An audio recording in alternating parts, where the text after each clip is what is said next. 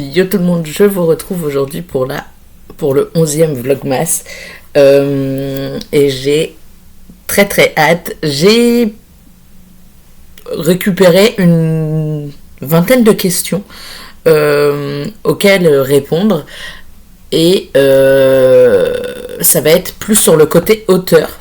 Mais je pense vous en faire un sur le côté lecteur aussi, enfin retrouver des questions, choper des questions et vous faire la version lecteur demain ou après-demain.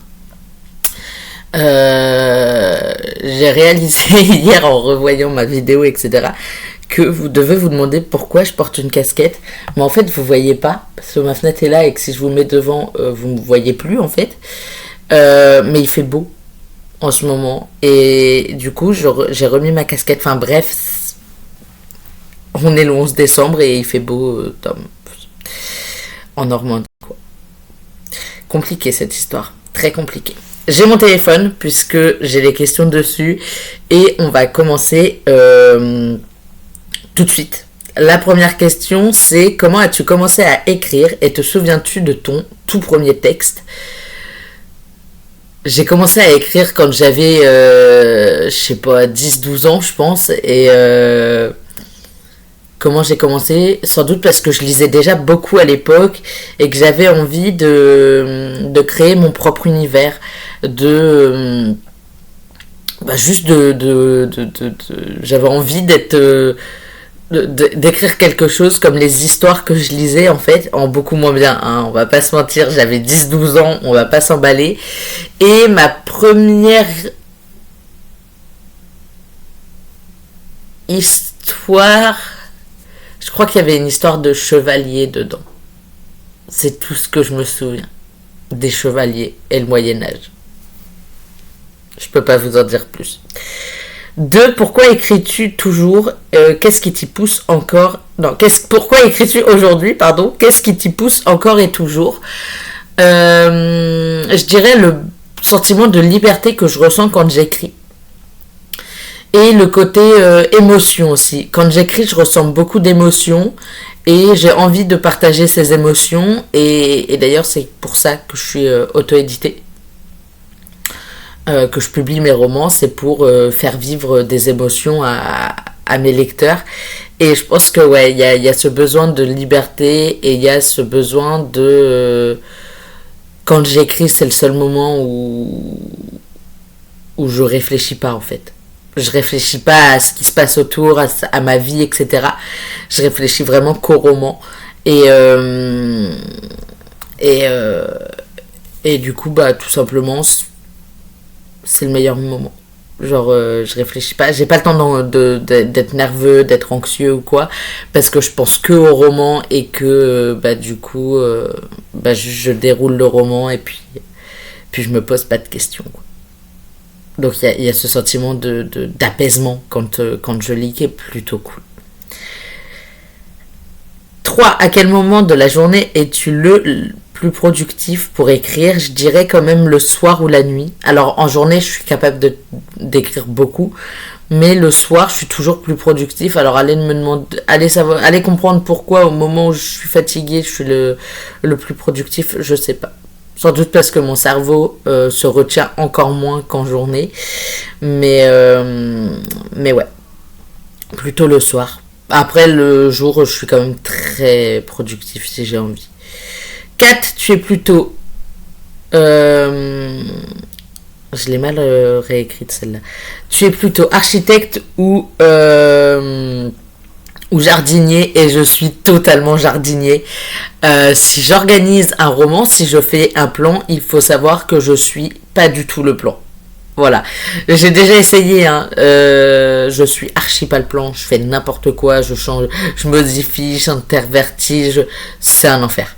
Du coup, je suis jardinier et puis bah, je déroule l'histoire et puis on verra bien à la fin, quoi. 5. Quelle est la plus grande difficulté que tu rencontres quand tu écris? Le syndrome de la page blanche. Ça me terrifie vraiment. Parce qu'il y a des fois où je vais écrire les 2 tiers d'un roman et tout ira bien et bim, je vais me bloquer parce que je vais me dire oui, mais si la fin n'est pas bien, machin. et je vais me bloquer tout seul et je suis un enfer pour ça, faut le savoir. Mais en général, je finis par réussir à le gérer et je continue à écrire quand même. En fait, c'est pas tellement le syndrome de la page blanche, c'est surtout la peur de pas faire assez bien. C'est la peur que oui, mais mon roman il est nul, etc. C'est de la peur et des doutes en fait, beaucoup. Et en général, je me mets un coup de pied au cul et je me force à terminer. Et après, on voit, mais ouais, la peur et le doute qui sont mes plus grandes difficultés. On passe à un deuxième un petit peu onglet avec tes projets et ton univers. Et la question, enfin, oui, le 6, c'est parle-nous de ton projet d'écriture actuel en 3 mots. Alors, par actuel, je vais comprendre ma sortie du 15 mars, puisque c'est le projet sur lequel j'écris en ce moment, même s'il faut que je termine quelques petits détails sur ma sortie de la semaine prochaine. En 3 mots, je dirais résilience, fraternité et romance, tout simplement. On va pas aller plus loin. 7. Quel personnage as-tu créé? Quel est le personnage que tu as créé qui te ressemble le plus?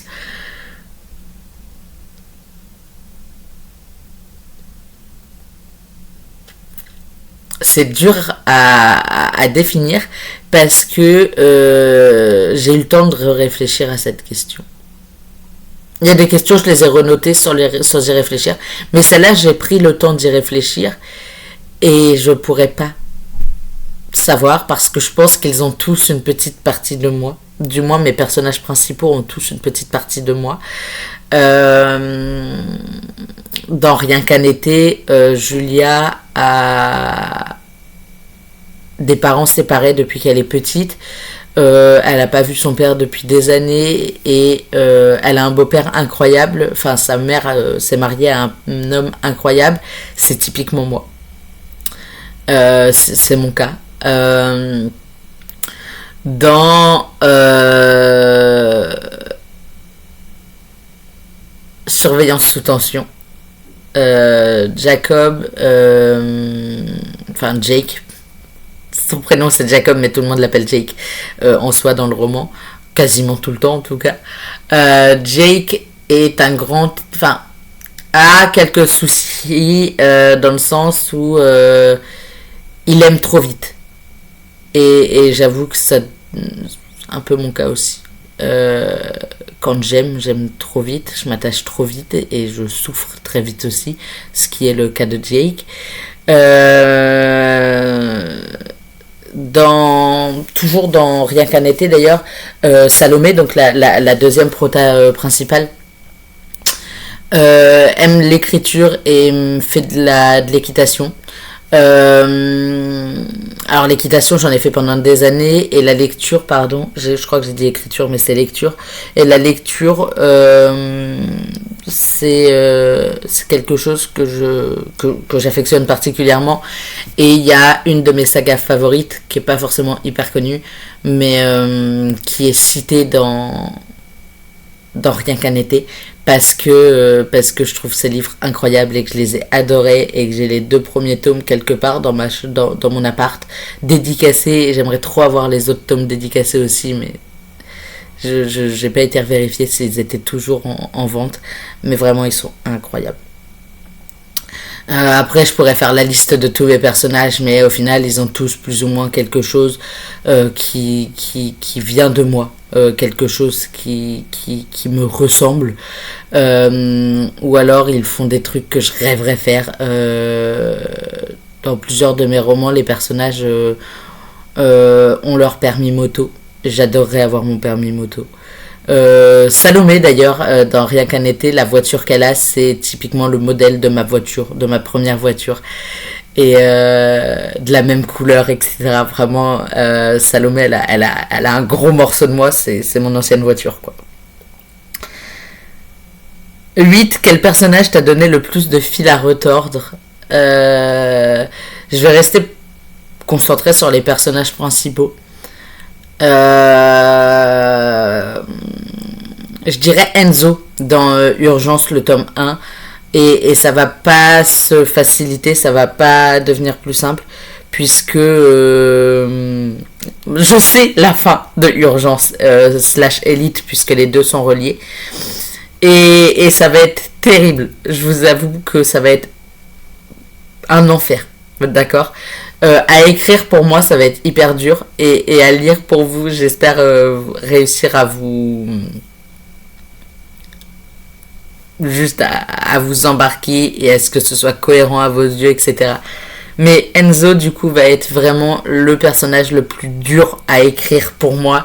Et j'ai pas hâte d'écrire les tomes suivants où il sera parce que il faut que je... Enfin, Enzo est vraiment le personnage qui va me demander le plus d'énergie, je pense. Ça va, Enzo, c'est le tout dernier tome, mais waouh, le dernier tome de cette saga, elle va être rude.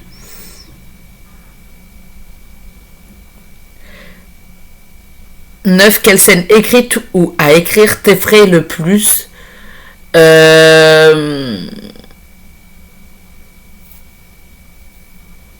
Les scènes de smut. J'en écris très peu. Parce que j'arrive pas à les écrire. Enfin, quand je les écris, j'ai l'impression que c'est pas réaliste. Du coup, je les trouve nuls. Du coup, je les enlève. Du coup, mes romans sont sans smut parce que je suis incapable d'écrire la moindre scène de fesses dans mes romans. 10. Un genre que tu refuses absolument d'écrire. Pourquoi? Du coup, là, il y en a deux. L'érotique. Je pourrais pas l'écrire, je viens de vous dire, mais scènes de smut. J'ai aucune confiance en mes scènes de smut. Du coup, j'irai pas écrire de l'érotique pour des raisons évidentes. Et l'horreur, parce que j'affectionne pas le style de l'horreur. Je regarde pas de films d'horreur. Je lis pas de livres d'horreur. Je regarde pas de séries d'horreur. Du coup, je serais incapable d'écrire un truc horrifique. Du moins, je pense. Et peut-être que ça changera un jour, mais à l'heure actuelle, je refuse tout bonnement d'écrire un genre que je lis pas, que je regarde pas. Ça me paraîtrait illogique. Autant une fantaisie un jour, pourquoi pas, parce que j'en lis et j'en lis un peu et j'en regarde un peu aussi. L'historique, pourquoi pas, parce que pareil, j'en lis et j'en regarde. Mais horreur et érotique, j'avoue que c'est pas ce que je regarde le plus et que j'en lis pas tant que ça et que je suis juste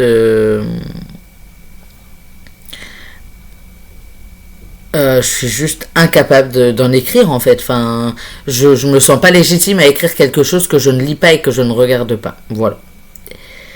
Inspiration et créativité. Question 11. Ton inspiration vient-elle d'images, de musique, de rêves, de gens ou autres? Mon inspiration vient de mon cerveau à 100%, à 70%, mais mon cerveau est quand même guidé par 30 autres pourcents qui sont les musiques, les répliques de films qui parfois vont me déclencher une idée, une illumination et je vais tout noter et me dire faut que je l'écrive plus tard. Bien souvent, ça reste faut que je l'écrive plus tard, d'ailleurs. Des TikTok aussi, des scènes de films ou de séries qui vont m'inspirer, ou des livres qui vont m'inspirer aussi. Mais en général, ouais, c'est la culture autour de moi qui m'inspire. 12. Quelle œuvre, livre, film, série a le plus marqué ton écriture? Je saurais pas le dire. J'y ai réfléchi aussi. Mais je saurais pas. J'arrive pas à me rendre compte, j'arrive pas à savoir. Tout ce que je sais, c'est que j'écris et qu'il y a beaucoup de romances. Mais du coup, on peut blâmer toutes les romances, j'imagine, et mon cœur fleur bleue. Mais je sais pas du tout.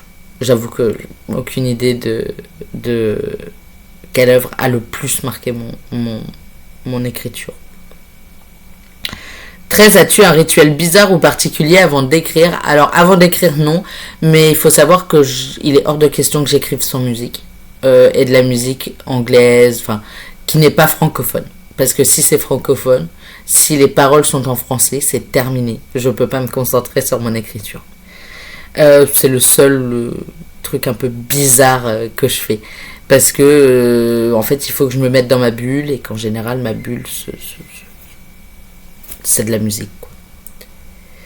14. Que fais-tu quand tu tombes en panne d'inspiration? Je change de projet. En général, je change juste de projet d'écriture.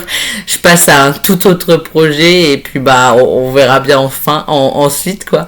Mais quand je tombe en panne d'inspi, ouais, en général, juste j'ai d'autres projets qui me popent en tête et c'est pour ça que mon inspiration se bloque sur certains projets et je me lance juste dans un autre projet, quoi.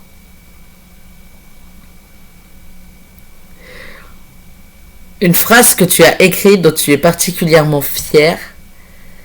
Là à l'heure actuelle j'en ai aucune qui me revienne, mais je sais que j'ai un petit carnet dans lequel je les note et genre des fois je les lis et je suis là en mode c'est moi qui ai écrit ça, c'est incroyable, mais là tout de suite comme ça j'ai pas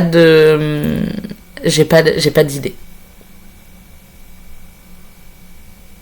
Processus et outils. 16. Plutôt écriture numérique ou papier? Totalement écriture numérique, pardon. En papier, en fait, j'ai des problèmes au niveau des poignets. Je sais que quand j'étais petit, j'écrivais beaucoup sur papier, mais maintenant que j'ai mon ordi et que j'ai mes problèmes de poignets, le plus simple, ça reste encore d'écrire sur ordinateur. Parce que comme ça, je peux écrire des heures sans pause, il n'y a pas de souci. Alors que sur papier, bah, en fait, au bout de 20 minutes, j'ai hyper mal au poignet, il faut que je m'arrête, quoi. Utilises-tu un logiciel ou une application d'écriture en particulier? Je suis sur Google Docs. Voilà, tout simplement. Et après, je le sors en PDF et je le revérifie et blablabla. Mais Google Docs. Parce que j'ai un Chromebook et que c'est l'appli la plus logique sur un Chromebook. 18. Combien de versions passes-tu avant d'être satisfait d'un chapitre? Ça dépend des chapitres. Il y a des chapitres, 1, 2, 3 versions et bam, je le trouve parfait. Il y a des chapitres, il va me falloir 10, 15 versions avant d'être satisfait. 19. Est-ce que tu fais relire tes textes? Par qui? J'ai une bêta lectrice qui relit mes textes, qui me pointe du doigt les incohérences, qui pose les bonnes questions au bon moment, qui corrige aussi les fautes que je fais. Enfin, vraiment, ma bêta lectrice. Et c'est tout. Moi-même et ma bêta lectrice. 20. Que représente pour toi la phase correction? Un enfer. D'accord, un enfer. La phase correction est un purée de pommes de terre d'enfer. Parce que vraiment, ça me rend fou. En fait, je relis mon roman et des fois, genre, je vais le relire et je sais qu'il faut que je corrige et que je rajoute des choses, etc. Et en fait, je me lance à lire et j'oublie qu'il faut que je corrige, qu'il faut que je modifie des phrases, qu'il faut que je rajoute des trucs. Je suis un enfer pour ça et la correction est un enfer pour moi. Voilà, c'est tout. Grand bloc numéro 5, je crois. Ton rapport au lecteur et à la communauté. 21. Comment gères-tu les critiques ou les retours négatifs? Alors je les prends, je suis totalement ouvert à les prendre tant que c'est constructif. Tu m'envoies un c'est de la merde, je vais pas t'écouter. Et développe pourquoi c'est de la merde, après on peut en parler. Mais si juste tu viens, tu dénigres mon roman sans m'expliquer en fait ce qui t'a pas plu, ce qui va pas, ce qui machin, ce qui ceci, ce qui t'a gêné, ce qui t'a... Bah je vais pas t'écouter. Mais par contre, si tu m'expliques et que tu me dis, bah, il y a tel truc et tel truc, ou ça, c'était pas mon genre, ou ça, j'ai pas aimé parce que patati patata. Si tu m'expliques pourquoi t'as pas aimé mon roman, il n'y a pas de souci. Aucun souci. Genre vraiment. Mais si t'arrives juste, tu dénigres pour dénigrer, ça va pas le faire. Voilà. Quel est le commentaire le plus touchant qu'on t'ait fait sur ton écriture? Pareil, dans le même petit carnet où il y a mes citations favorites, j'ai des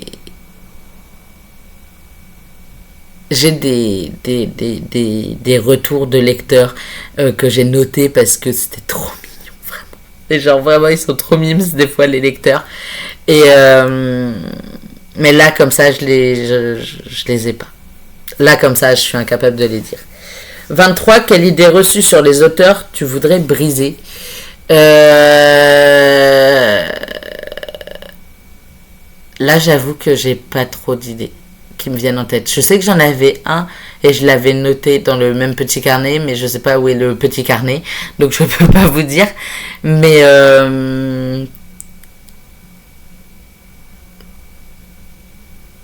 ah si, ça va plus être côté auteur indépendant du coup.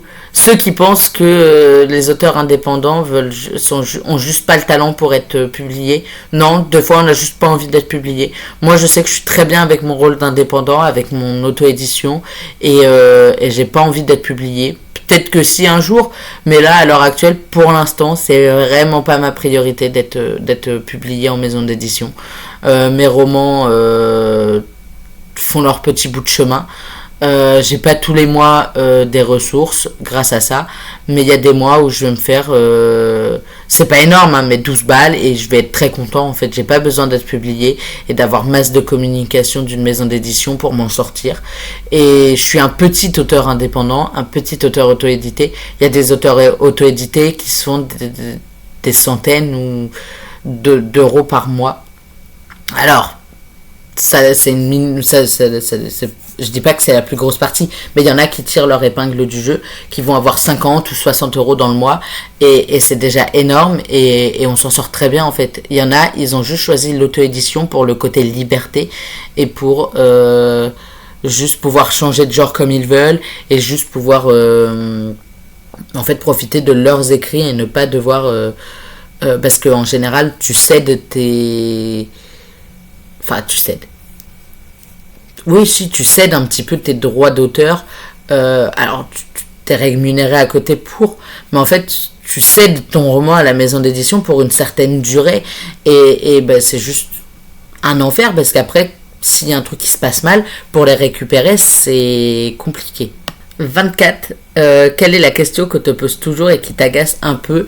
Elle est très liée à ma réponse précédente. C'est mais pourquoi t'es pas pourquoi tu passes pas par l'édition classique en fait? Mais parce que j'ai pas envie. Je suis très bien en auto-édition et ça commence à me tendre que tout le monde me pose tout le temps la même question. L'avenir et les rêves, c'est le dernier onglet avec la question 25. Où te vois-tu dans 5 ans en tant qu'auteur? Toujours en auto-édition, j'espère, avec beaucoup plus de romans à mon actif, et pourquoi pas une petite place un peu meilleure que celle actuelle. Alors par un peu meilleure, je veux pas non plus gagner 100 balles par mois, je veux juste avoir un peu de revenus tous les mois. Voilà. Même si c'est 2-3 balles, ce serait déjà énorme. Après, si effectivement il s'avère que je gagne plusieurs dizaines d'euros par mois, ou une centaine, ou quelques centaines d'euros par mois, bah j'accepterai évidemment avec beaucoup de bonheur. 26. Un projet que tu rêves d'écrire un jour mais pas maintenant. Une fantaisie. Là pour l'instant je ne serais pas capable et j'ai de toute façon trop de projets, mais j'adorerais écrire une fantaisie un jour. Voilà. 27. Le livre que tu rêverais de publier quand tu seras prêt. Des poèmes qui parlent de moi et de mon passé et de moi, juste de moi. Voilà. 28. Si ton roman était adapté, film, série, anime, que choisirais-tu? Le problème, c'est que j'ai des sagas. Donc, je pense que je partirais plus sur une série avec une saison par tome. Et ce serait déjà bien. Parce que j'ai une saga, par exemple, en 13 tomes. Pour des raisons évidentes, il me faudrait un film, je pourrais pas, quoi. Ça ferait 13 films, c'est trop. Non, 13 saisons, à la limite, ça peut passer, mais 13 films, ce serait trop. 29. Quel auteur ou autrice vivant ou vivante tu rêverais de rencontrer? Il y en a beaucoup. Il y a les Emmelou, que j'adorerais rencontrer. Il y a Brittany Sechéry, mais elle, mon rêve de la rencontrer. Et C.S. Quill, parce que C.S. Quill, juste C.S. Quill. Et 30. Le meilleur conseil d'écriture que tu voudrais transmettre à ton audience. Vous prenez pas la tête quand vous écrivez, et sachez juste une chose, même si vous ne publiez pas, que ce soit en auto-édition, en édition, ou sur les plateformes genre Netflix, pas du tout, Wattpad, Inkpad, ou je sais pas quoi, enfin bref, toute la flopée qu'il y en a, vous êtes des auteurs. Même si vous ne publiez pas, vous êtes des auteurs. Voilà, c'est tout. C'était ardu. J'avais oublié qu'il y avait 30 questions qui ont été un peu longues, mais vous avez mes réponses à ces 30 questions. J'ai adoré y répondre. C'était un petit peu challengeant et tout, mais voilà, c'en est terminé pour aujourd'hui. Je vous retrouve demain avec une nouvelle vidéo. Bye.